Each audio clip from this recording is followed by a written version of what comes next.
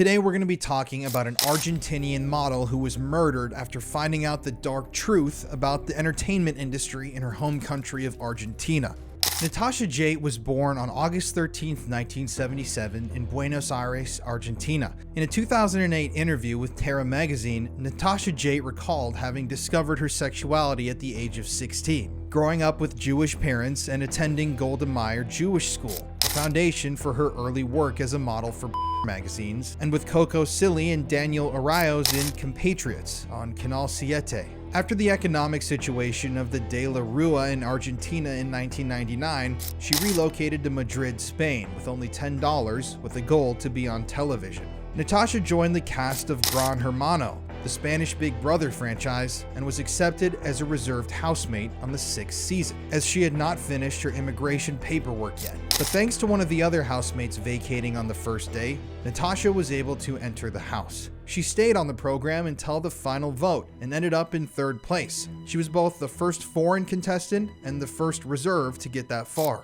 At the end of the program, she continued her work in several areas.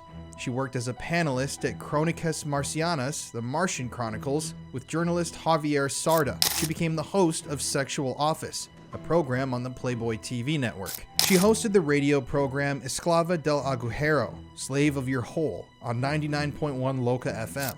She also went on to pose for the magazines Interview, Playboy, Hombre, and Paparazzi. In 2007, she returned to Argentina to sponsor the International Festival of Erotic Cinema of Buenos Aires, along with Dunia Montenegro, Sonia Baby, and Nacho Vidal. She hosted the TV program Sexo Seguro, Safe Sex, on Playboy TV, acted in her first theater play in 2008 called Caliente, participated in an Argentinian dance competition, and eventually hosted Natasha Ignites Your Senses on America TV. Additionally, during this time, she worked as a VIP escort and worker. Between 2005 and 2007, Natasha was married to actor Adrian Yasp, with whom she had her son, Valentino.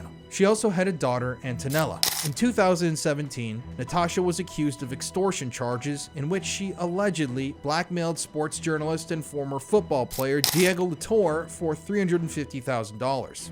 She accused Diego of having sex with other people, but during the controversy, it was revealed that Diego, who was married, did indeed have an extramarital affair. In 2019, Natasha claimed that director Pablo Jotic and Maximiliano Giusto drugged and sexually assaulted her. She attended a judicial hearing in the related case, and this was her last public appearance. But things were about to get so much darker. In early 2018, Natasha alleged on public television that a central intelligence agency in Argentina had been paying her to follow high-profile Argentinians under suspicion of engaging in. One of the main claims was that Club Atlético Independiente was sexually abusing minors, where supposedly one of the players denounced 4 phone numbers that were allegedly used to pay children to have sex with adults. The Club Atlético Independiente was a sports and educational entity in the city of Avellaneda, located in Buenos Aires, Argentina, and founded in 1905. Their massive stadium, the Libertadores de America Ricardo Enrique Bocchini Stadium, has a capacity to hold 49,592 people. Men's soccer was the most prominent sport played there, and those teams participated in the first division of Argentina, although they also had teams at the amateur and semi-professional levels. Richard Bocchini was recognized as the club's greatest idol, spending his entire career at Independiente over 19 seasons between 1972 and 1991. The club had 5 major teams: El Rojo, Independiente de America, Red Devils, King of Cups, and National Pride. It was one of the most renowned clubs in Argentina, achieving a record 7 times, 16 leagues, and 10 national cups. Yet, with a quick search online, none of the official pages with information about the club seem to mention the or child abuse that has been historically linked to this institution. In June of 2018, a Clarin article by Amelia Vexler detailed accounts of this predator ring case in the lower divisions of Independiente youth. 9 victims between ages 10 and 16 testified in this case, claiming that they were assaulted. They also went on to say that their abusers had contacted them through social media, and after inviting them to meetings, they offered to perform oral on them for money, offering 200 pence, and even more for anal. It was reported that many of these victims, these minors, ended up contracting HIV from their abusers. One of the main suspects charged was referee Martin Bustos. Martin's previous defense lawyer was actually charged himself for helping Martin cover up his predator crimes. Martin's lawyer, in fact, destroyed Martin's cell phone in order to delete WhatsApp chats and videos of the minors, and was thought and found to be complicit in this. Now, Natacha Jaitt, who we were talking about at the very beginning, was supposed to testify, but ended up being excused and replaced from this whole thing by her brother. At the beginning of 2019, Natacha Jaitt also spoke with reporter Mercedes Nincy on the Chiqui program about the predator problem in Argentina and told her of her experience and information that she knew about these rings. She also went on during this interview to ask Mercedes if she was friends with Gustavo Vera, saying, he is a case that they gave me to investigate. He ran brothels, he hung out with prostitutes. But the journalist recriminated. It is not true. He denounced trafficking for years. His conduct is impeccable. The journalist seemed to want to defend the predators on national TV. In the same interview, Natasha went on to say that 5 of the second boys who testified against the referee said that he had paid them 1,000 pesos. And she also maintained that a company asked her to investigate a cable signal driver, saying, this man walked around at night and it was confirmed that he was a He picked up children from the street and spent a year working in the Recoleta area. Natasha claimed that castings for Combate and Big Brother were not what they appeared to be, and that Colin Browen also participated in running a brothel with important VIP clients. Additionally, during this interview, she asked Mercedes Nincy if she was involved herself in trafficking and as she, for some reason, fearlessly and devoutly defended celebrities like Vera and others. Mercedes Nincy and sports author Gustavo Grabia criticized Natasha for making these unsubstantiated, allegedly, allegations on television. But this all leads to the La Noche de Mirtha interview. In an interview on La Noche de Mirtha in 2018, Natacha Jaitt went public with her claims regarding the trafficking that was going on at the athletic club and inside of other infamous organizations in Argentina. She said that those phone numbers uncovered in the Club Atletico case, phone numbers that were used to pay children to have with adults, belonged to journalists and politicians and celebrities, and she named several of them by name. Additionally, during this interview with Natasha on television, another reporter indicated that this club had been under investigation since 2012. She also alleged that when she went to the Newell Athletic Club with her 12-year-old son in 1990, she used to go to the pre-game meetings, and the children would often come out crying. She later found out from a related person that the children were being forced to engage in acts in exchange for their cleats that they would use to play in the games. She stated that she went to go speak to the coach to ask him about this abuse,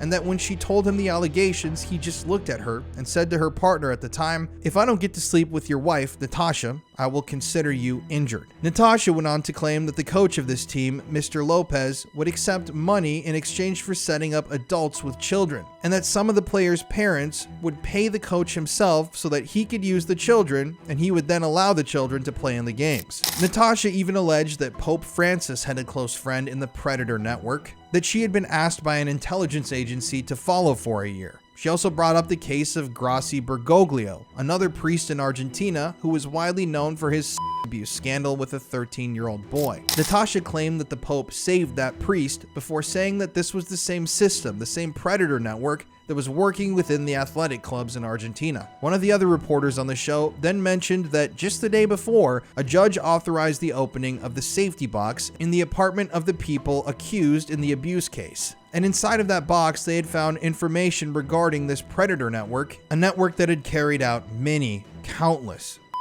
crimes against children. Natasha then went on about Colin Browen, saying that he would scout kids out with another 12-year-old kid that was helping him, named Brian. Brian would go out and act like he would be a friend to these other children, slowly recruiting them and brainwashing them until eventually he would bring them to the slums, where these children were then paid by that referee, Martin Bustos, 200 for oral or 1,000 pesos for carnal. Martin Bustos was that referee who was initially accused, who had HIV and was actively passing passing it on to children. Also accused was political journalist Juan Cruz. He was accused of working with Cohen Arazi to run this powerful network and was obviously accused of being a predator himself. Natasha then ended her interview with a powerful statement, saying that the kids that are being abused have neither the resources to complain or the ability to reach out to anyone. They had nothing. They were alone. These children were orphans who had no money and were deeply desperate. And that's how these creeps were able to hook and reel them into their shadowy network of abuse. After this interview, many other journalists in the Argentinian media questioned Natasha and disregarded her claims. They said basically that she was going crazy and to just ignore her. But things weren't going well for Natasha. Following her interview on that show where she attempted to expose this predator network to the masses in Argentina, the federal police raided her house on April 11th, 2018, searching for all of the evidence and videos she claimed to have on all the information she reported. Like we said, during that interview, Natasha claimed that she had evidence of this ring, videos of these VIP members engaging in these acts with minors.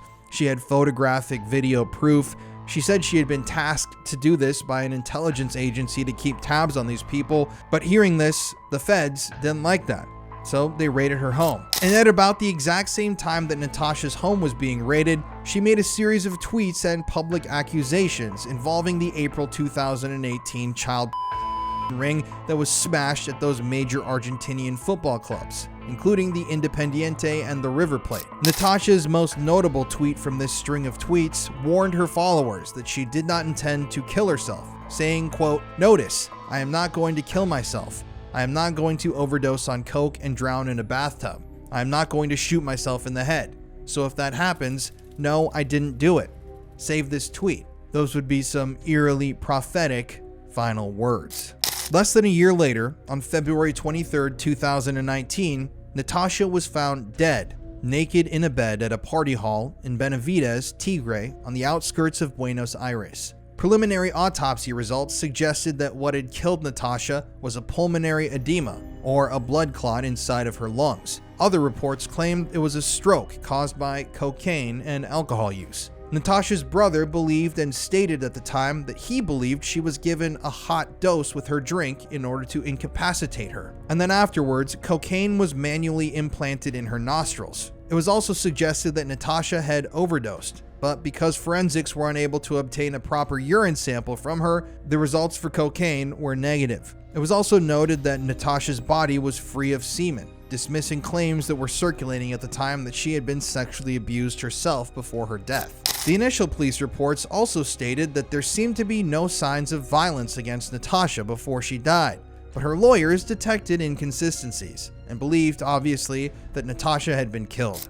Many assumed that Natasha had been killed because she was about to go public with even more damaging information regarding that predator ring that she first brought to national attention the year prior in 2018. I do not believe that her supposed was because of previous accusations she made. I believe it is because she wanted to reveal something else, something new.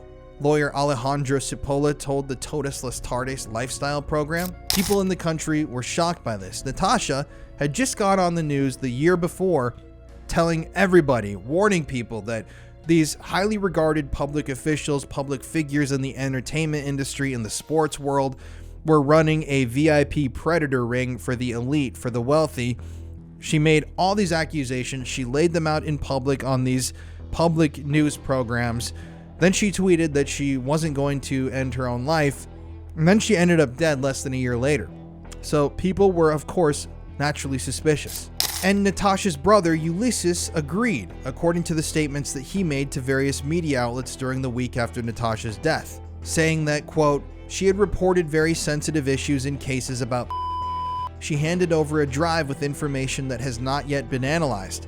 We are going to now follow her will, which is to explore the evidence she provided. End quote. Cipolla, the family's lawyer, claimed that this wasn't the first time that Natasha had gone to the Xanadu room with the aim of closing her employment contract, but argued that she should have had this meeting before since she was dealing with the cause of the abuse, but she preferred not to leave it for the weekend.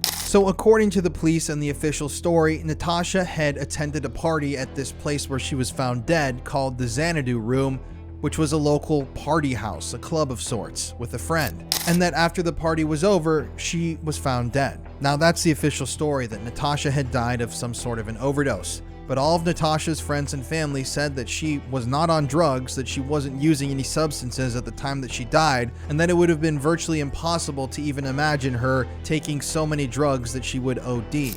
On February 27, 2019, Argentinian businessman and producer Raul Velazquez was arrested for false testimony regarding Natacha Jaitt's death, having lied to the authorities about the circumstances of how Natacha died. But in 2023, prosecutors investigating the case concluded that there was no evidence of any third-party involvement. That's right, just last year, the investigators in Argentina put a stamp on the cover-up and stated, Natacha OD'd, there was no one else involved, this was just a freak accident. But we have to talk about the inconsistencies. It's believed that at least 5 people were with Natacha Jaitt on the night that she died. Velazquez, Rigoni's friend Gaspar Esteba Fenolia, an electrician Gustavo Andres Bartolin, and a 19-year-old, Luana Michaela Monsalvo, who was a local prostitute. 3 of these individuals supposedly fled the scene before the police arrived that morning, and local media reported initially that there was evidence of drug use found at the scene of Natacha's death.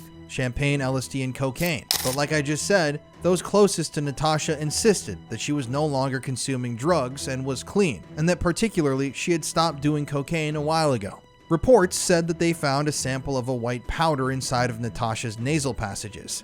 News outlets also reported that Natacha's autopsy showed that she suffered multiple organ failure with no signs of violence.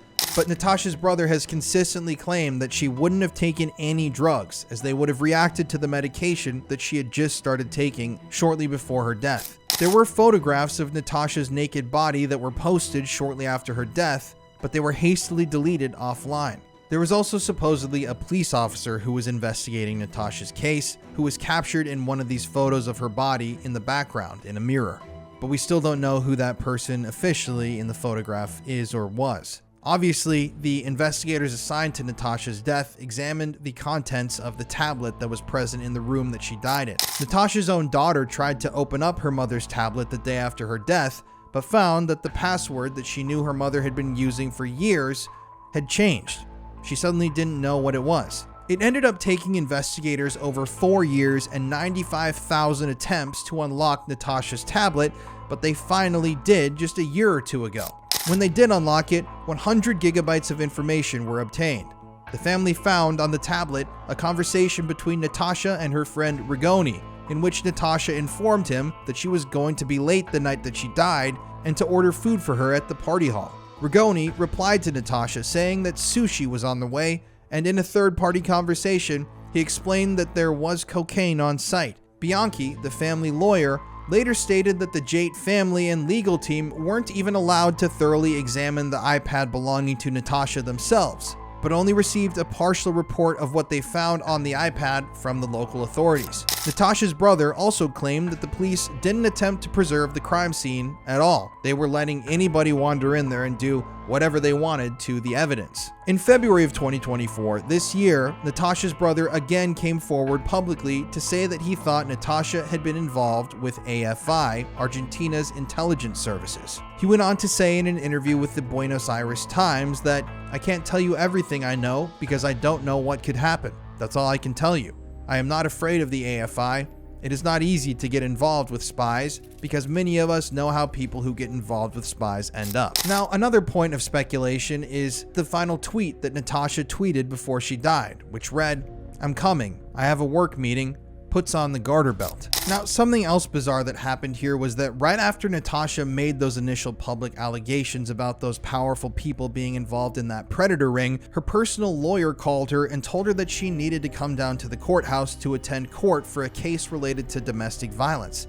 It was important, he told her. You need to rush here and get here as soon as possible. When she got to the courthouse at that time, the prosecutor of the town and 2 other women that were present that still have not been identified allegedly showed Natacha the TV program during which she had accused those important people from the media and attempted to scare her to make her take back publicly what she had stated. Natacha had been tricked and she felt intimidated, and immediately upon seeing this ran out and fired her lawyer, but local news channels claimed that she was escaping court without giving proof. Another local TV reporter, a man named Jorge Rial, actually ended up leaking the official court papers dealing with this case that the prosecutors were attempting to file, a paper that Natacha never signed at the same moment that she left the courtroom. So, how did this guy, this random news reporter, get access to this document? It doesn't make any sense. Natacha was invited there. She was asked to sign these papers saying that she had lied about everything. She fled the courtroom, and almost immediately a TV reporter leaked this official paper, which was attempting to show that Natacha was lying. I don't know, none of this really makes sense. It was also reported on a thread on Reddit from late 2019 that the coroner who did Natacha's autopsy, quote, sounded like he was given bad talking points in the media, sounding like he had a lack of medical knowledge, as post-mortem toxicology testing is usually performed with multiple samples of urine, blood, and tissues, end quote. But it's not like any of this mattered anyways, because the coroner himself supposedly overdosed shortly after completing Natacha's autopsy report. But now we get into the connected persons. So Natacha was a very famous, high-profile celebrity figure in Argentina. She had just gone on live television and attempted to expose a predator ring operating in the upper echelons of Argentinian society. Then shortly afterwards, Natacha's home is raided for unknown reasons to this day. It's not known what's taken out of Natacha's home. It's not known at all what exactly that raid was performed for. Natacha tweets out that she's not going to hurt herself. She has no plans on going anywhere. She wants to expose this stuff. Supposedly, according to Natacha's friends and family, she plans on releasing something huge dealing with this predator network, and then she dies, supposedly of an OD, even though all of the friends and family in Natacha's life say that she wasn't touching any substances at the time that she passed. Then you have the inconsistencies in the autopsy reports,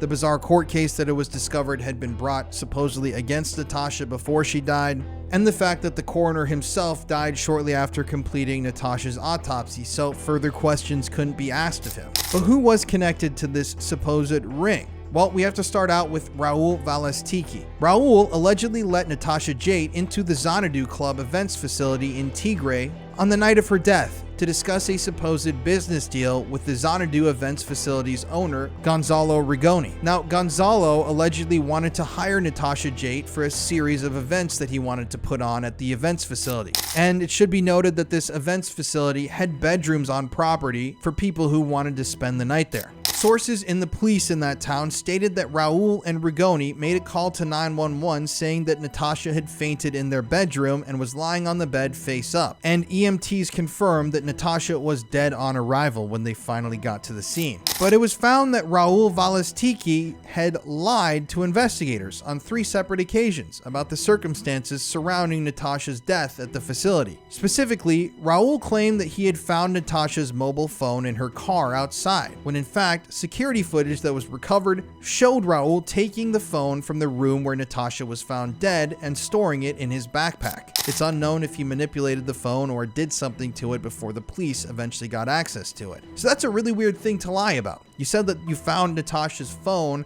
out in her car, when in fact security camera footage captures you retrieving the phone from the room where the woman died and placing it in your backpack. So you knew exactly where the phone was.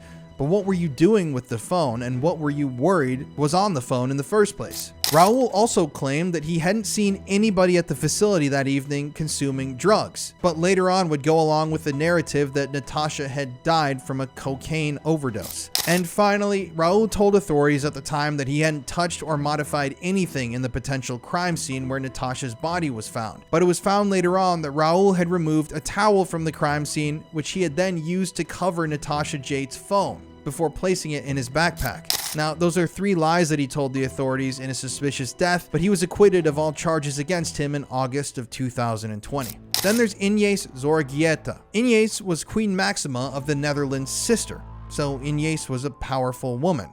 She worked as a researcher for the United Nations and for Argentina's Ministry of Social Development. Inés's father was Jorge Zorreguieta, who died in 2017 and served as the Secretary of Agriculture under General Jorge Rafael Videla during Argentina's last civil military dictatorship, which ended in 1983. Inés Zorreguieta cleaned and made inventory of her father's properties and found what appeared to be a video gallery and blackmail vault. According to Inés, The items that she found inside of this blackmail video gallery vault contained films that would expose several huge political figures from the 1970s and 1980s being women and children on video recordings. Now, Natacha supposedly knew about the existence of these films prior to her alleging that ring existed in that 2018 interview, and she had been in contact with and was friends with Inés, who had allegedly been providing her with information about the inner workings of this predator ring.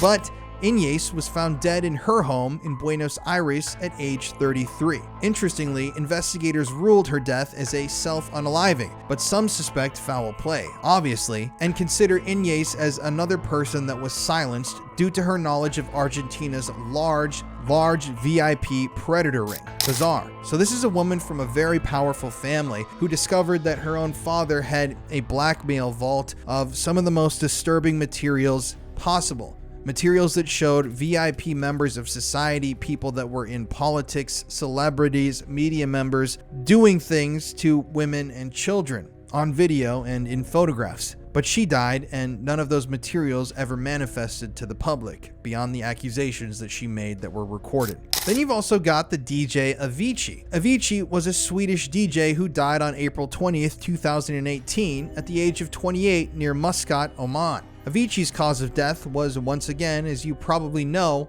ruled a self-unaliving. But allegedly, Avicii was working to expose the music industry and a worldwide VIP predator ring that he had discovered a few years prior. Avicii, before his death, supposedly, according to some sources, had created a video that attempted to expose some child traffickers that he had come across in his time spent working in the music industry. Avicii was supposedly very good friends with Natacha, and like her, his death was found to be suspicious, but was ultimately ruled as a self-unaliving. There's also Artyom Reshetnyak, a Ukrainian investigator who was interviewed by Natacha Jaitt and provided her with a plethora of information regarding Gustavo Vera, a man that Natacha ended up accusing of having a part in the VIP ring, and some other information that's listed below. So, according to Artyom, he had lived in Argentina and was engaged to a known escort named Lucia, who was originally from Uruguay. Apparently, they had been together for 3 years. According to Artyom, he ran a blog from summer 2013 to fall of 2017, where he publicly denounced the massive predator and trafficking network that was ran by Gustavo Vera. And Artyom conducted his own investigation in order to gather as much information as he could about this network. He told Natacha that an official came to his home where he lived with Lucia and gave him a warning. His girlfriend had to stop promoting herself as a prostitute. These orders came directly from Gustavo Vera himself, and if he didn't stop talking about Gustavo online, he would be killed. Artyom didn't share the name of the officer who paid him a visit. He also wrote an article about how the media gives a false impression on the nature of human and instead focuses on the adult female victims and barely ever mentions the children and male victims that are also involved. Artyom claimed in this post that and slavery was more common than the slavery of adult women. He also agreed with Natacha when she said that the La Alameda organization promised on the surface to help victims working in poor conditions in illegal sweatshops, but instead took advantage of them. Artyom said he was contacted by an informant whose identity he kept confidential, and this informant divulged information on the criminal activities of this massive organization, activities which involved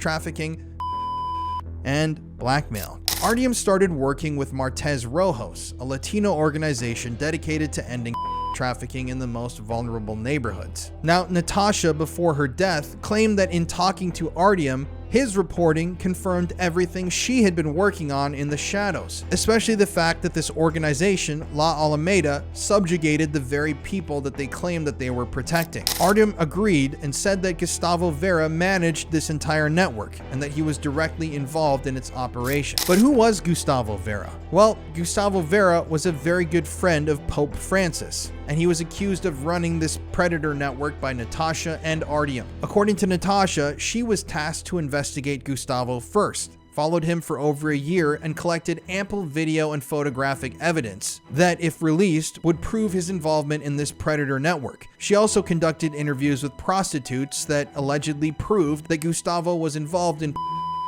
the rape of prostitutes and the management of brothels in Argentina. Natacha reported on a time in which she observed him with a 17-year-old boy and claimed that he used his organization, this predator network, to target the weak, poor children in Argentina that no one listened to or seemed to care about. Natacha also went on to claim that Gustavo Vera secretly filmed the people that used his brothels, and that Pope Francis had saved him from prosecution. Natacha also went on to claim that Pope Francis had allegedly saved many priests from prosecution or scandals and had stepped in to intervene in these legal matters himself. Allegedly, those who had spoken out against Gustavo Vera retracted their statements due to being intimidated by Pope Francis himself. During an interview with an organization called Complicit Clergy, Natacha stated that Gustavo Vera used his organization, La Alameda, to shut down competition against his trafficking network, intimidating those handing out pamphlets on the streets, promoting his competitors, and replacing them with workers that would hand out his own. Natacha also stated that she had received information from various prostitutes working in Argentina that they had been forcibly at a cost of 200 to 500 pesos, all under the direction and powers of Mr. Gustavo Vera. And Natacha died just 2 weeks before she was supposed to give evidence in a case that was being brought against Gustavo Vera. That evidence was never seen, and it was never presented by Natacha because she was dead. There's also Julio Grassi. In December of 1993, Julio Grassi founded a foundation for children in need, which assisted, according to them, over 6,000 boys and girls in 21 cities across the country of Argentina. But in 2000, 7 years later, a prosecutor opened up a case against Julio Grassi, stemming from some anonymous letters that this prosecutor had received that alleged that Julio Grassi was abusing and molesting many of the children that he was supposedly helping that were involved with his foundation, and suddenly were disregarded, and the case was archived and never followed up on. In October of 2002, a local news station presented more proof, more evidence, stating that Julio Grassi had maintained a sexual relationship with a 15-year-old boy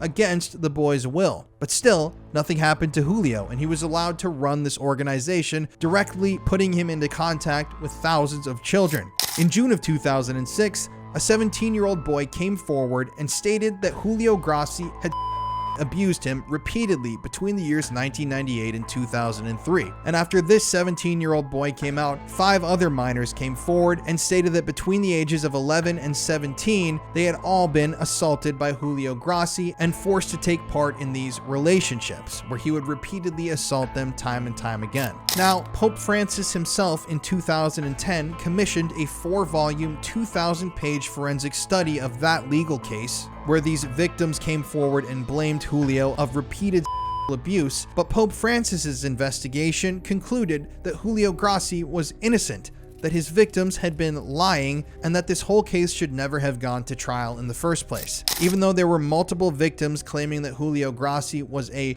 disturbed pedophile ringleader, he was never convicted of anything officially. There's also Carlos Pagni, who was a journalist accused of being a pedophile and an abuser by Natacha Jaitt. Now, Natacha had used these abusers' initials when she released this information, and that's what's led to some people thinking that Carlos Pagni was the man that Natacha was insinuating was a part of this network, but some reports believe that this person that Natacha was referring to was actually a man named Carlos Perez. Now, in the media, people thought that this CP was Carlos Pagni, but Natacha allegedly came forward to those who knew her and came out correcting people, stating that it wasn't Carlos Pagni. The person she was talking about was a man named Carlos Perez. Natacha allegedly had been following Carlos for a full year as well, just like some of the other targets that she had been marked to follow, and Natacha claimed that Carlos was one of the members of this VIP predator network that operated across Argentina. Supposedly, Carlos was the president of an agency of communications in Argentina who directed film and music videos and worked in proximity with actors that were underage. There's also Colin Browen, the PR officer and publicist of the independent soccer league that we talked about at the beginning. Cohen was accused by Natacha of being involved with this predator network. Supposedly, Cohen admitted to Natacha to paying for but it was never with a minor. And if it was, he didn't know. Basically saying, yeah, he had done some things, but if it was with a younger child, he didn't know that it was. He hadn't checked their ID, which is a disgusting answer to an allegation like that. There was also reality TV star Francisco Delgado, who was once again accused by Natacha as being involved in this VIP ring. Francisco rose to fame after competing on the 8th season of Big Brother. He went on to win the entire competition, but he was accused by Natacha as being complicit in this organization. Brian Lanzalota, a celebrity in Argentina, was also accused by Natacha as being involved in this ring. He was a housemate on Big Brother Season 8 and was the first contestant to be ejected from the game.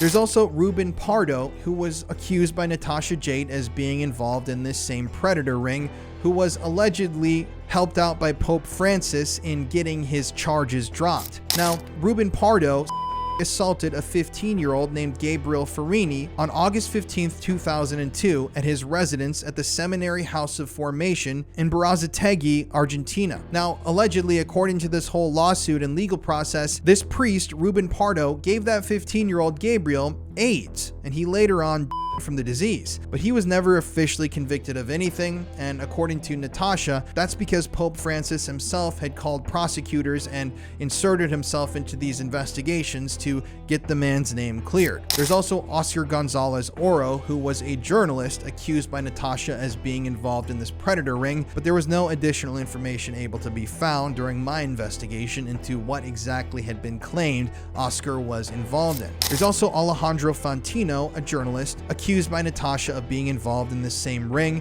who was an Argentinian radio and television host. No additional information could be found at the time of my investigation. There was also Liliana, a female producer in the Argentinian entertainment industry, who was accused by Natacha as being involved, but I couldn't find any additional information about Liliana. There's also Martin Bustos, who we started off this episode talking about, who was a referee at Club Atletico, who was accused of children and charged with abuse and corruption of minors. Another person accused by Natacha was Albert Ponte, a football agent at Club Atletico, who was accused of children and charged with abuse and, once again, corruption of minors. But this thing went so much farther than what I'm even able to describe to you. Natacha was alleging that this predator ring extended into all facets of the elite society of Argentina. This extended to actors, this extended to politicians, this extended to priests and people in positions of power and influence. And it's interesting, like I said, that that woman actually was found to have talked about how she discovered her own father had a blackmail vault full of information that would incriminate people in the highest echelons of Argentinian society and the exact predator network